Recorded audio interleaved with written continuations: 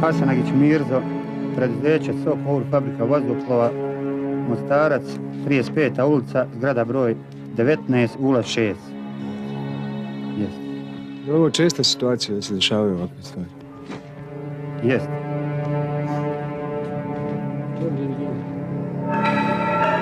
Mi smo znali 92. i 93. prije sukova, ovi su dolazili bojovnici, pa malo popiju, pa s nas prepadali i pričali nam šta rade Srbima.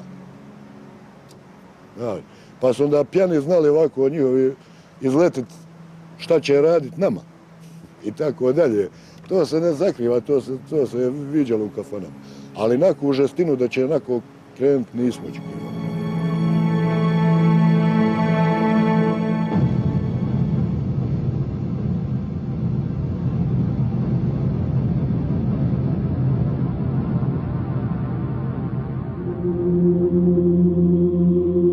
Sukob koji je u Mostaru zvanično počeo 9. maja 1993. između Armije Republike Bosne i Hercegovine i HVO-a, suštinski takozvanim snajperskim ratom još u aprilu te godine, bio je samo slijed događaja koji su počeli neposredno nakon oslobođenja od JNA agresije juna 1992.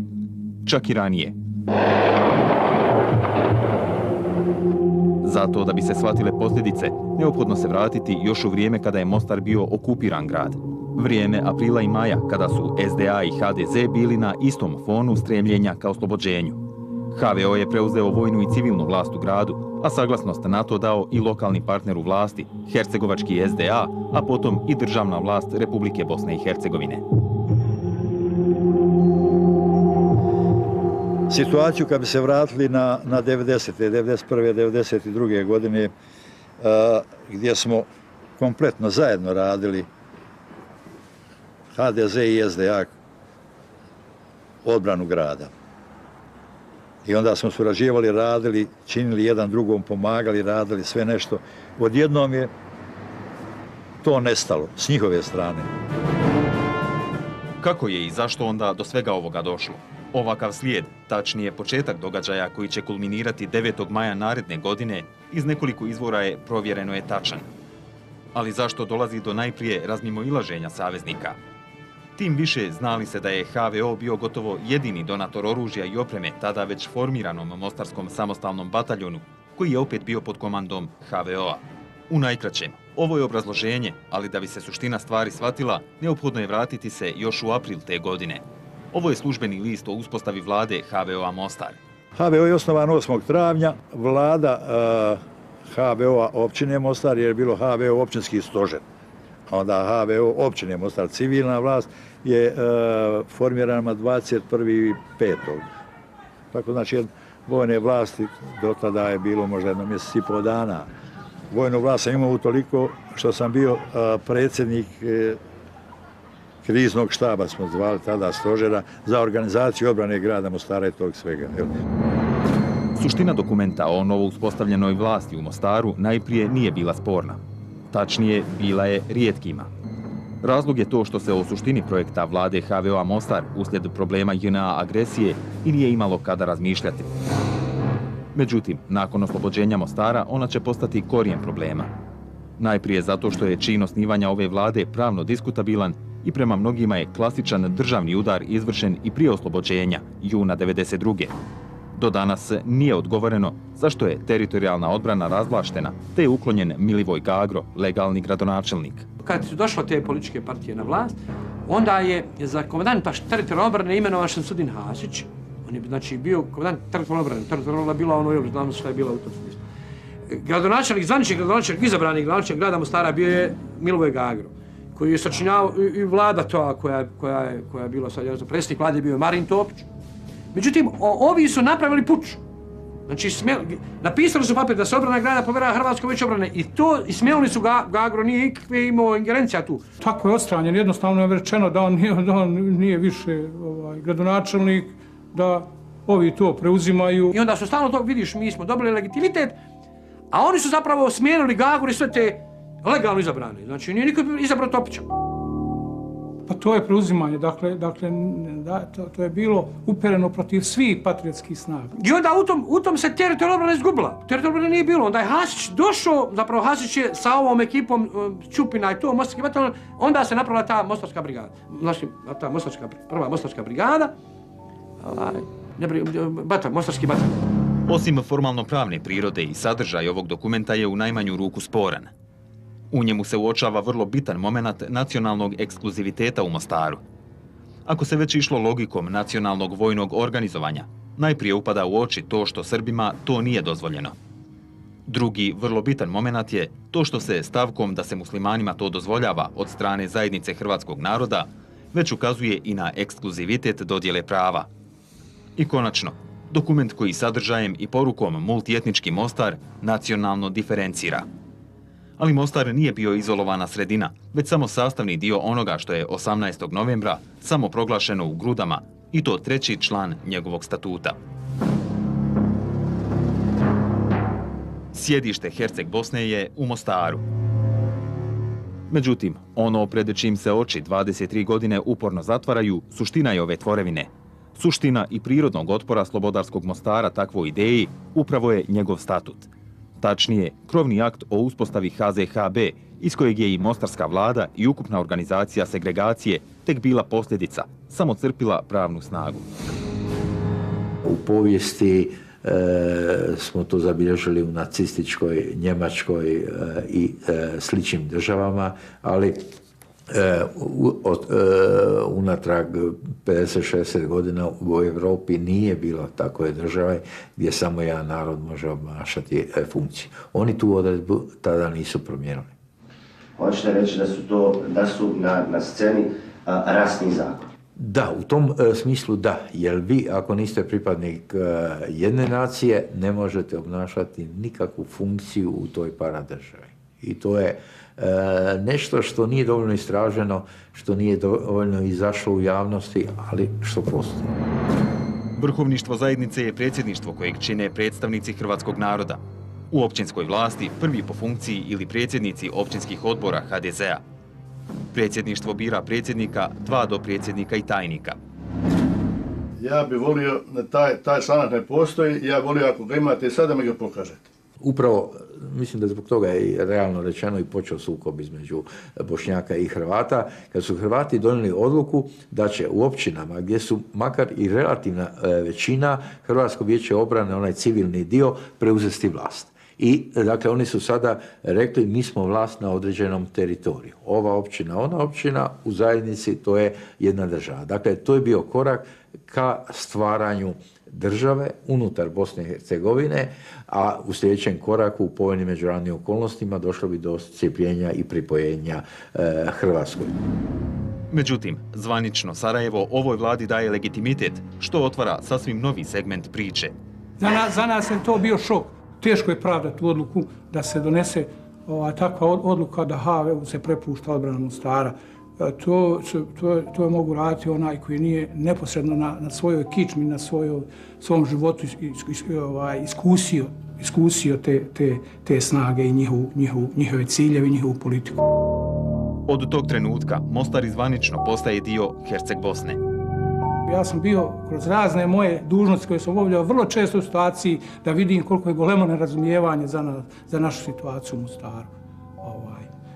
Dakle, ja mislim da je tu bio često nedostatak informacija, slabih procjena, loših došaptavanja sa terena i niz drugih okolnosti koje su dovodile do takvih odluka. Kasniji slijed događaja će u znatnoj mjeri uzdrmati ovu tezu da se radilo isključivo o lošoj procjeni ili političkim ustupcima radi mira u kući. Ali kakvi se odnosi na terenu uspostavljaju tog ljeta 1992. Pa mi već tada smo imali pobunu nastavnika, osoblja. Nama se u diplome upisuje svjedočanstva, hrvatski jezik, diploma je, podloga je šahovnica i tako dalje. Kad je stvorena Hrvatska zajednica Herceg Bosna, kasnije Republika, išlo se dotle da se mijenjao školski sustav. novac. Dakle, u najmanjem strukture državnih organa su identične bile kao u Hrvatskoj. Dakle, i u najmanjoj sitnici se imitirala Hrvatska država kako bi se sutra moglo jednostavno spojiti. Radio Mostar, koji je bio lokalna radio stanica koja je nastao 60. ne znam, 7. 8. godine, koji je u Mostarci, eto Mostar kao najveća zgrada u Mostaru, na zadnjem spratu taj hotel Radio Mostar bio, oni su recimo u prvoj varijanti odmah sve Srbe razdužili. Odmah. I promijenili se naziv radio. Postoji Hrvatski radio. Mnogo toga je stvaralo elektricitet u Mostaru tog ljeta 92. Vojni segment je najuočljivija ilustracija. Armija Republike Bosne i Hercegovine, kao i drugdje, i tu je bila u naglom razvoju. Za komandanta Mostarskog bataljona, a kasnije i brigade i korpusa, dolazi Arif Pašalić, školovani oficir, i stvari počinju poprimati sasvim novi tok. Možete nam reći odnos Hrvatskog vijeća obrane i takozvane armije Bosne i Hercegovine, kako sebe nazivaju muslimanski vojnici? Pazite, nemojte ja ne bi to rekao da sebe nazivaju muslimanski vojnici. To je jedan dio muslimanskih vojnika je tu i naziva sebe armijom Bosne i Hercegovine. Dolaskom za komandanta bataljona Rahmetli Pašalića, onda su oni vidjeli da je to vrlo ozbiljna stvar i da to neće biti neki prirepak njima kojima će oni moći malo pružati Bošnjacima i drugima, evo vidite, ima nešto i tu i vaše, ali je pod našom kontrolom. Onda su vidjeli da to narasta u nešto drugo i ti su pritisci bili sve jači, sve žešći, sve teži, ali smo mi gurali dalje. Tada dolazi do stvaranja te armije, u stvari nije to armija, ne znam ni šta bi rekao, oni su mijenjali non stop ime, od TO, pa Patriotska liga, a u stvari znate šta je to? To je produžena ruka srpske vojske i na čelu te armije je po meni ljudi koji su u dosluhu sa tom bivšom JNA. Formiranje novih postrojbi sa novim imenima. Ja kao muslima, meni je dao HVO oružje, ja se do života, do smrti za njega boriti i nek to svi muslimani čuju, ja sam da bi trebao tako nešto poštivanje i nemoj da je zaborave šta su im radili ti četni, da su im palili kuće, da su tek preko HVO-a došli u svoje ognjište i šta ja znam. Čak su nas i kad su nas pod navodnicima 41. slavna pravoslavna, jer je bilo u komandnom kadru Srba, koji su prave patriote bosansko-hercegovačke bile. Znači, bez obzira sve. I tu su nam probali mutiti. Znači, oklevamo ovi. Znači, stalno smo bili predmet obavještajnog rada, zakuhavanja, razdora među rukovodnim kadrom. Mi imamo podatke sada da na lijevoj obali ima dosta obučenih ljudi koji su bili u zatvoru Srba. Koji su bili u zatvoru, pušteni su i sad su se oni priključili armije BiH. Okrupnjavanje, znači u to vrijeme su bile čete, bila je četa Luka, četa Mahala, četa Carina, četa Cernica, samostalni vod Šantićeva, samostalni vod Brankova, četa Dom armije i tako. I već su to jedinice narasle da se od tih jedinica formirali bataljoni, prvi, drugi, treći i brigada. I to je bio trn u oku, pogotovo poslije korpusa. Čemu služi ovo formiranje novih postrojbi, pa bataljon, pa prva Mostarska brigada, isključivo muslimanska, pa se, eto, kako i rekli ste vi, u nju uključuju i Srbi. Je li to vodi razbijanju jedinstvene obrane ili nečem drugom? Tačno to služi za razbijanje odbrane. Ja sam razočaran. S tim ljudima više ne mogu ja ratovati. Ja sam na to ukazivao i u 5. mjesecu. Prije oslobađanja grada Mostara da će doći do problema, jer sam znao koji su ljudi na čelu te armije i da to uopće nisu isti interesi hrvatskog naroda, ni muslimanskog naroda sa ciljem koji žele zapovjedništvo armije BiH. 1992. nakon oslobođenja bila je u znaku prije svega pregovora i ustupaka, a zahtjevi za lokacije u kojima će biti armija, odnosno HVO, nagovještavale su i budući scenariji, ali i potvrđivale situaciju iz prethodnog rata i dometima i interesima Jugoslovenske narodne armije za prvenstveno lijevom obalom. I mi u Mostaru smo sve činili da do tog sukoba ne dođe. Zaista sve. Pa čak i neke poteze koji jednom je prilike Rahmetli Pašalić rekao kad je u pregovorima pod okriljem međunarodnih snaga prihvatio da iselimo hotel Mostar, da iselimo recimo Huminu četu iz hotel Mostara, a rekao, slušaj prijatelju, ako dođe do rata između HVO-a i nas, ovo ću teško moći pravdati, ovaj potez. Ako ne dođe do rata, onda se napravio veliku stvar.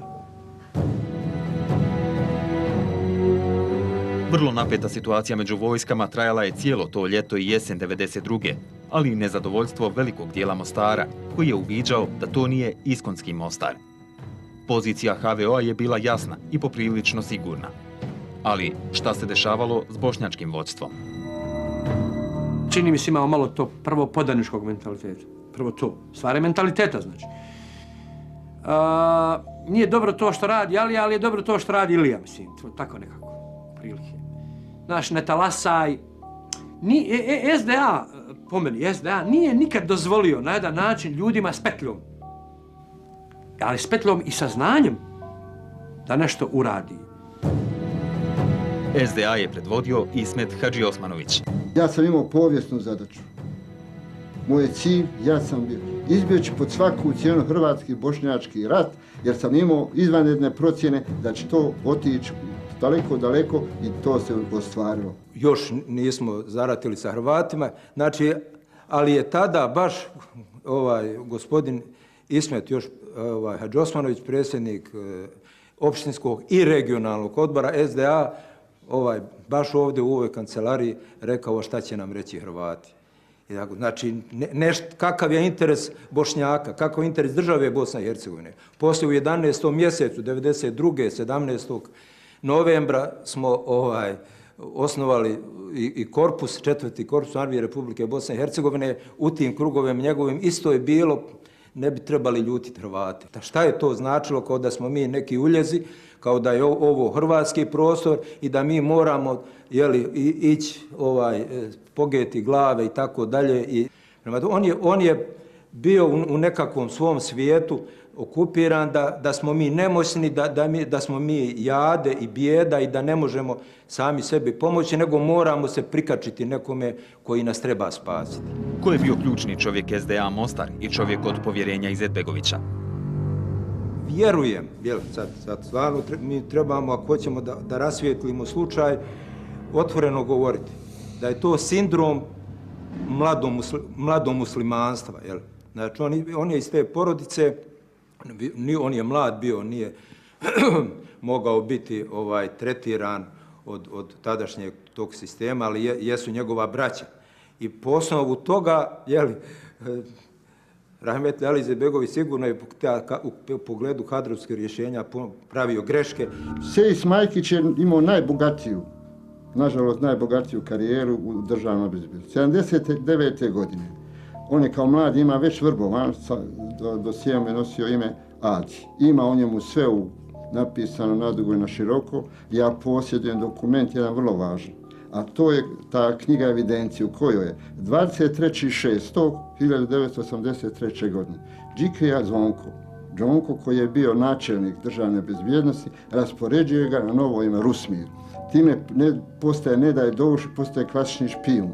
Cilj mu je bio, a to je vrijeme kada se počelo iz Mostara voditi mladi muslimani u procesu suđenja Alija Izetbegovića i ostali intelektualci. Politika koja je zazirala od svega što nije dominantno vjerski, pa čak i vjerskih službenika iz vremena socijalizma, naročito od obrazovanih ljevičara. Nije ni Arif Pašalić mogao bez Ismeta Hadžiosmanovića, tako dalje, on bi rekao, vodiš mi komunjare. Prema tome, evo vidite, znači, i sad oni svi imaju taj sindrom straha od nekoga. I hajmo, pa Arif Pašalić je bio za njih komunjara i tako dalje, i drugi komandanti. Ali da li se radilo isključivo o antikomunizmu i tome slično, ili je to bio samo plašt tadašnje politike vrha SDA Mostar? Taj dan ili prije toga koji dan došlo je do smjene Hadži Osmanovića od rukovodstva iz Sarajeva. I sad to obnovljeno rukovodstvo je htjelo s nama da ima neki razgovor. I onda smo na tom razgovoru vidjeli da je još uvijek tu unutar te stranke puno toga nejasno. Na primjer, čitano nam je jedno saopštenje za koje je rečeno da će biti sutra objavljeno, u kome se osuđuju ekstremisti u 4. korpusu koji žele izazvati sukobe i rat na ovim prostorima, a oni će to spriječiti. Ja sam bio u situaciji da prvi upitam čije je to saopštenje. Kaže naš, čije je vaš? Koga? Eto tako, rekli su mi da je to saopštenje te rukovodstva, te stranke i tako dalje. Mi smo rekli, onda se mi duboko razilazimo.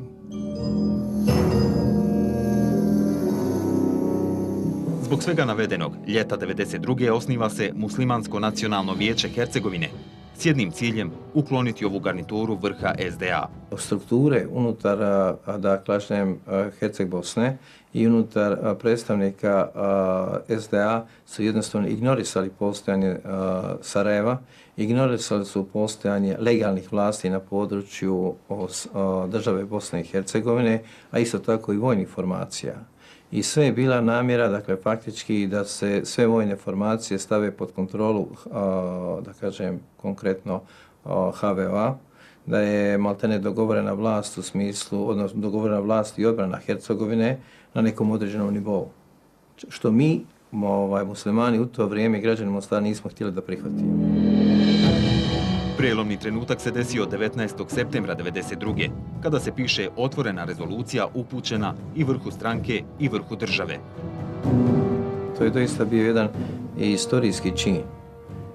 To se može na neki način porediti sa jednim hrabrim istorijskim činom i moralnim činom rezolucije muslimana 1941. godine. Kada su ugledni Mostarci potpisali tu rezoluciju zahtijevajući da se uspostavi jedan ravnopravan, korektan odnos prema svim narodima. U konkretnom slučaju to vrijeme je bilo pogrom na Jevreje, na Srbe.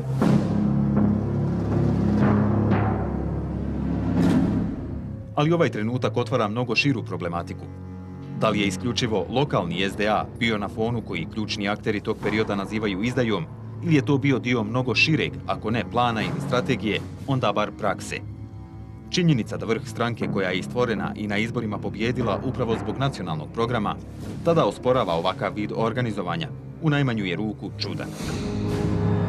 Nakon što je formirano, dakle, Vijeće muslimana Hercegovine, u Sarajevu je održan, mislim da je ili glavni odbor ili kongres ili skupština, ajde, da nemojte me držati za riječ, što se tiče SDA.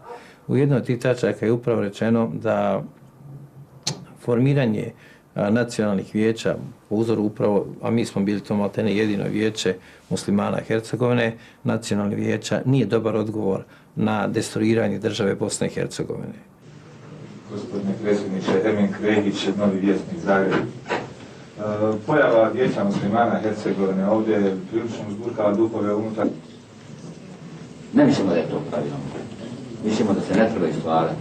Ali je na neki način ljudski pa i politički razumljiva reakcija na neke stvari koje se ovdje događaju. Mi smo dovođeni u beznadežnu situaciju, kad kažem mi, govorim na sve one patriotske snage, bez obzira kojem narodu i vjeri pripadaju, dovođeni smo u jednu bezizlaznu situaciju koja je bila skoro pa izgubljena. Sva naša borba u Mostaru je bila juriš na nebo. Ostavljeni od svakog. Zaboravljeni, bolje reći, od svakog. Naime, naše strateško opredjeljenje je saradnja muslimana i Hrvata na izgradnji budućnosti Bosne i Hercegovine. Naravno i Srba. Ali da je i sam Izetbegović bio upućen u dešavanja i pored svega ostao na liniji Hadži Osmanovića, potvrđuju i ovi dokumenti kojima puni legitimitet daje Hadži Osmanoviću. Ipak, do smjene dolazi nakon niza pritisaka, pa i ozbiljnih incidenata.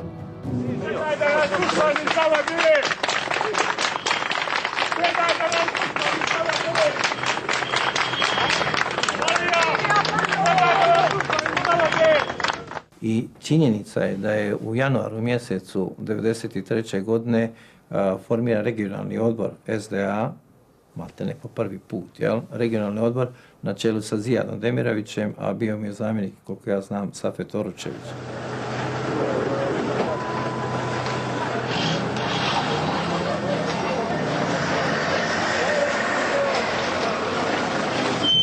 U vojnoj strukturi Armije Republike Bosne i Hercegovine dvije najharizmatičnije i ključne osobe su Midhat Hujdur i Arif Pašalić. Prvi iz naroda, drugi vojno lice. Arif Pašalić je čovjek koga, da nije bilo u Mostaru, u vremenu pogotovo 1993. godine, ne bi bilo rata sa HVO-om u Mostaru. Ali, nažalost, ne bi bilo ni Bošnjaka u Mostaru. Bilo muslimana tada.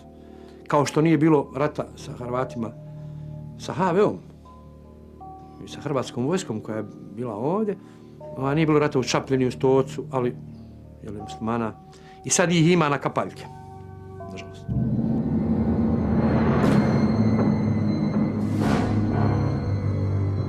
U definitivno najkompleksnijoj od svih u Bosni i Hercegovini i političkoj i vojnoj situaciji, treći i tekako bitan segment bio je HOS. Mi smo govorili da nam ne odgovara politika podjele Bosne i Hercegovine. HOS je legalna vojska Bosne i Hercegovine. HVO je paravojna formacija. Ipak, ono što je HOS odvajalo od Mostarskog bataljona jesu u najmanju ruku diskutabilni stavovi o Srbima. U tom trenutku veliki broj Bošnjaka bio je u sastavu HOS-a.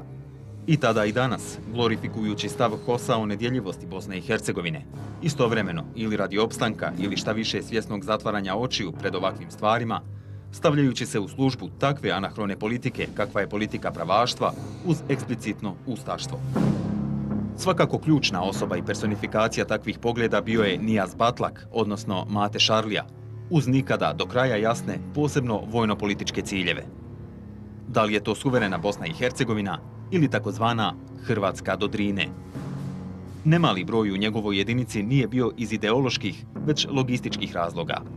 S druge strane, bili su oni koji nisu željeli popustiti pred kompromisima nenaoružanosti ili dotoka oružja i izdati ideale predratnog Mostara i nacionalnog dostojanstva. Dađe je hrvatski vojnik, Dađe je bio i u onom ratu cvijeće hrvatskog naroda i ostao je do kraja cvijet. On nije imao ni volje da nosi svoje pravo ime i prezime, nego se i kad nije trebao sakrivo iza nekog Mate Šarlije, Dađe je u najžešćem vremenu bio u hrvatskoj ambasadi ili konzulatu u Sarajevu.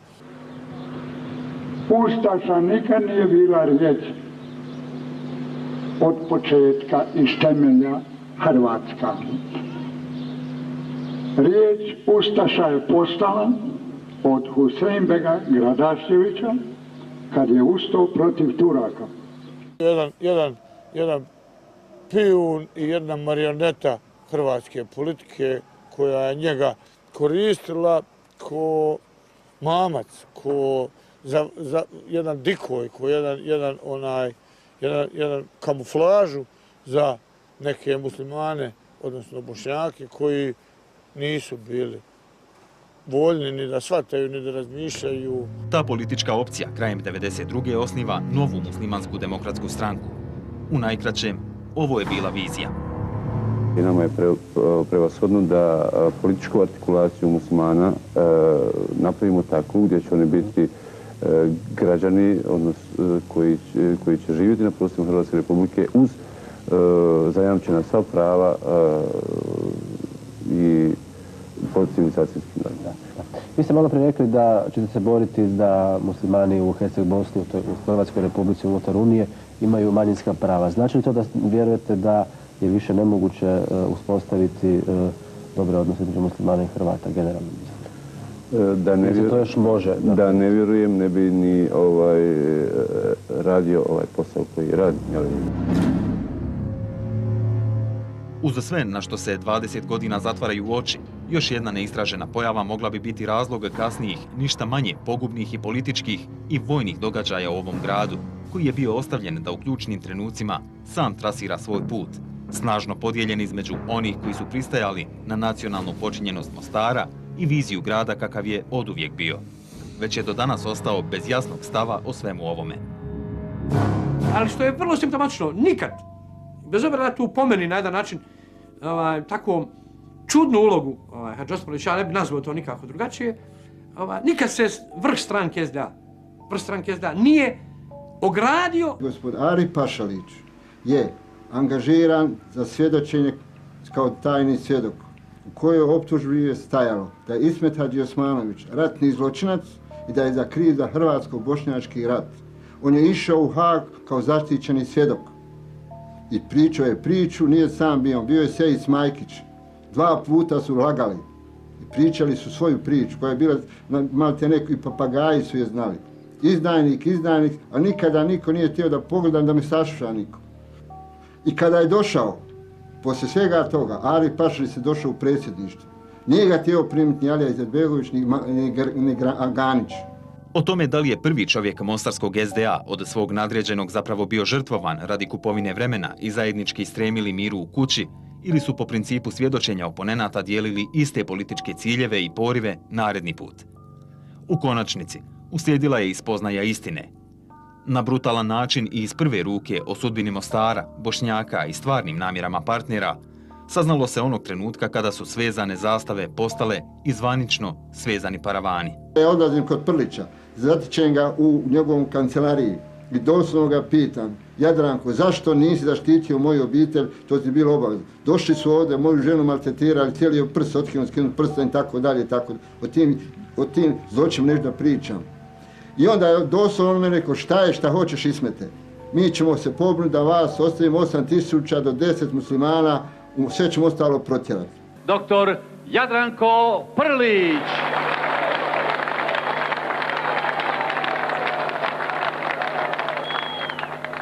Pozdravljam pobjednike u ovom ratu, pozdravljam moj i vaš Mostar, pozdravljam centar hrvatstva i pozdravljam stolni grad Hrvata u Bosni i Hercegovini.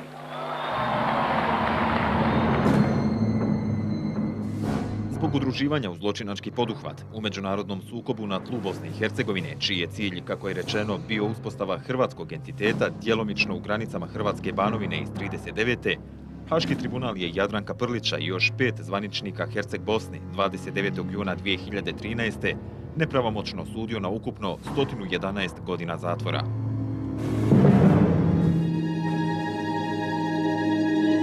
O tome šta se i kako dešavalo tog 9. maja 1993. do danas se lome koplja.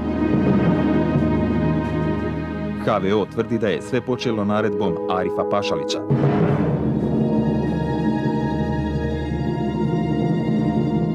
Ja se vraćam iz Trusine u Mostar 18. na 19. Dobivam informaciju da je potpisan napad na armije na HVO Mostara.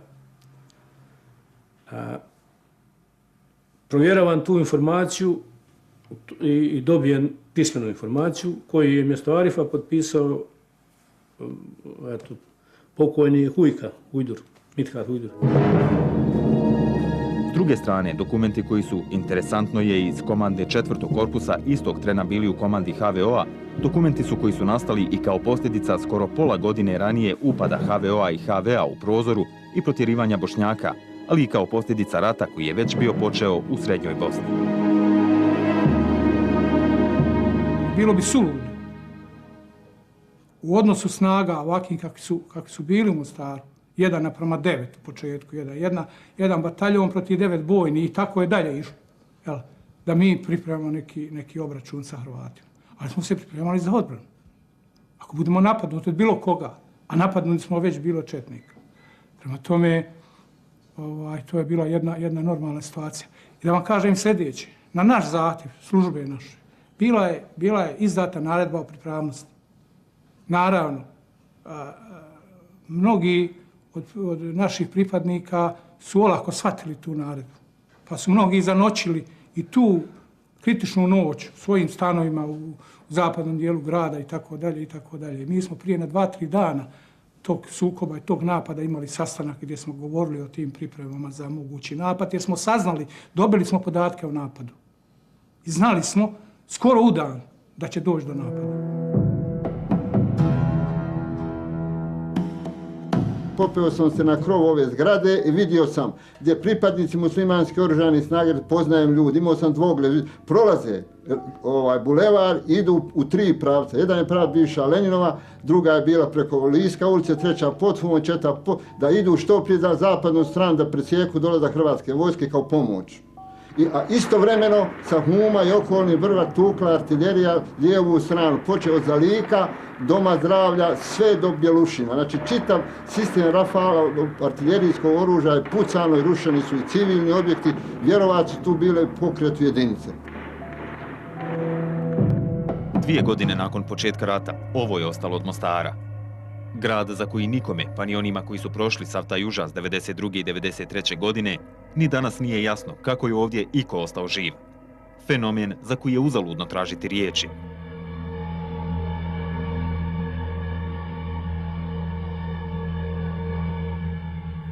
Za prvi rat protiv JNA i Vojske Republike Srpske, uz sve činjenice o prvoj otkrivenoj masovnoj grobnici u BiH i Urbicida, oni koji su ga preživjeli kažu da je u odnosu na drugi neuporedivo blaža priča.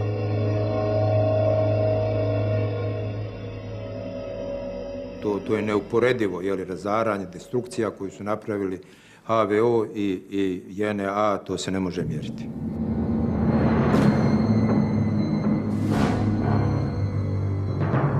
Bravo! Brže! Ajde! Pucaj! Pucaj! Zamisli sad situacija, recimo na prvoj liniji između armije i HVO-a, dovedu zatvorenike i daju im drvene puške. Nema šta nije, samo nam nije još atomska bomba pala. Sve što su imali bacali su na nas. I na kraju žive štitove civile gurnu i ima ljudi koji su nosili drvene puške, koji su nosili rance na leđima. Sve Bošnjaci bili iz Stoca, iz Dubrava, iz Čapljine. Neke smo spasili, neki su poginuli. Pa, jedan težak trenutak je bio sudar sa, pa tako bi se to nazvalo, živim štitom našim u Šančevoj ulici. Ne klasičnim živim štitom gdje oni idu u napad, nego sa jednim zidanjem bunkera, sa ljudima, zatvorenicima s druge strane, s bezumljenim koji nam zidaju ovako bunker. Zide nam zid na 3 metra ispred nas. Primđen se puca, primđen se tu nosi s tim, a nemaš izbora. Svaki zločin ima svoje ime, znači svaki zločinac ima svoje ime, a kad se više njih udruži u jednu, tu onda je to neka organizacija, onda je to na kraju krajeva, i ovo što je Haag prepoznao na jedan način, kad je u pitanju Pradak Prilić i ostali, tu neku organizaciju, znači sve smišljeno, sve dogovoreno. 3 najveća logora Hercegovine bila su Dretelj, Heliodrom i Gabela. Hasanagić Mirzo, preduzeće Sokol, fabrika vazduhoplova, Mostarac, 35. ulica, zgrada broj 19, ulaz 6. Jeste. Je li ovo česta situacija da se dešavaju ovakve stvari? Jeste.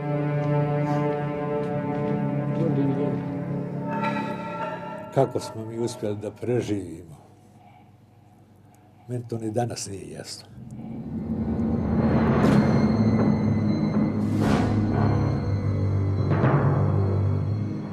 Potpuni dokazi o prljavom ratu tek danas izlaze na vidjelo. Na onakav Mostar bacane su i napalm bombe. Ne slučajno, ne neselektivno i samo inicijativno, već uz punu komandnu proceduru.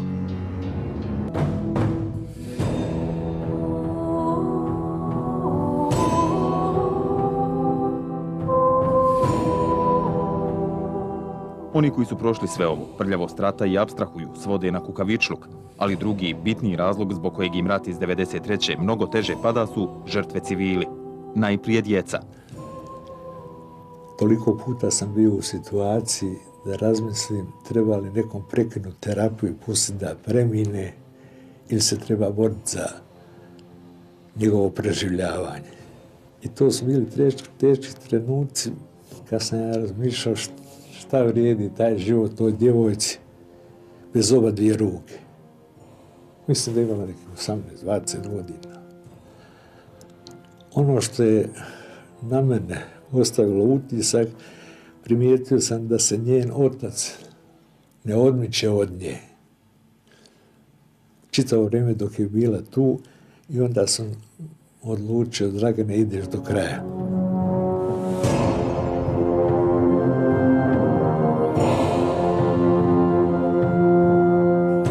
Hipotetički, hajde ti smisli neku metodu kako ćemo nekoga mučiti pa ćemo te pustiti.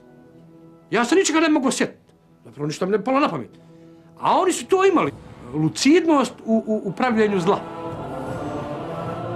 Često puta spominjan u stranim medijima helidrom nadomak Mostara privremeni je smještaj kako za prognane muslimane koji nemaju kuda, tako i za one zarobljene u uniformi armije BiH. Na tisuće naših vojnika pokazati koji su mršaviji puno od onih ljudi, a vidio sam isto to da uvlače stomake samo da bi ujedno njihovi ovdje jedu iz istog lonca odakle jedem i ja, i izbjeglice i hrvatski vojnici Hrvatskog vijeća obrane, pripadnici Hrvatskog vijeća obrane.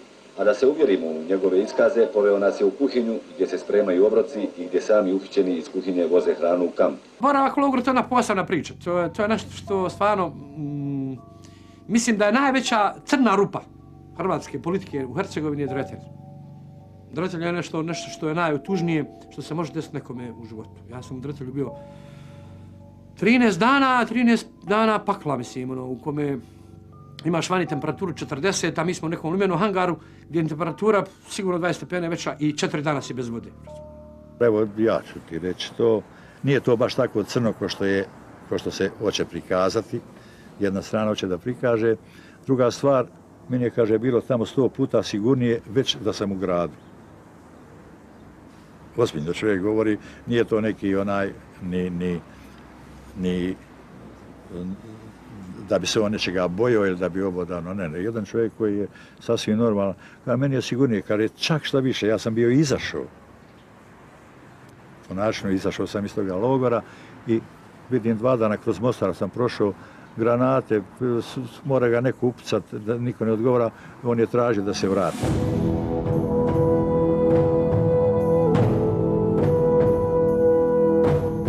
Imali pojest, popit, sinoć i dočekali nas ljudi. Nikad zaboravim. Nikad. Jesam.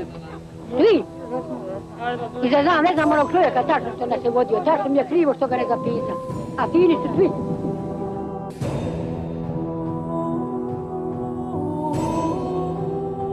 I moja majka sa još 6 Mostaraca doživjela istu takvu sudbinu koji su 7 mjeseci ležali na cesti.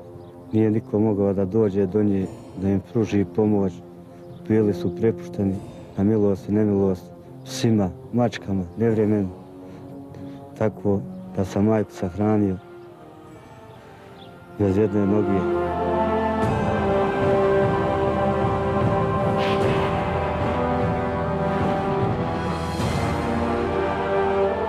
Priča Mostarskog pakla 93.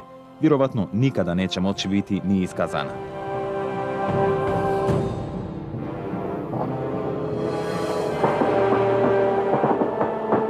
1993. godina ostaće najstrašnija godina od svih koje je Mostar upamtio. Godina smrti, gladi i potpunog uništenja, ali i godina u kojoj su se daleko od Mostara za političkim stolovima dijelile karte sudbine ovog grada. Grada koji je upravo te 93. ostavljen da sam vodi svoje bitke.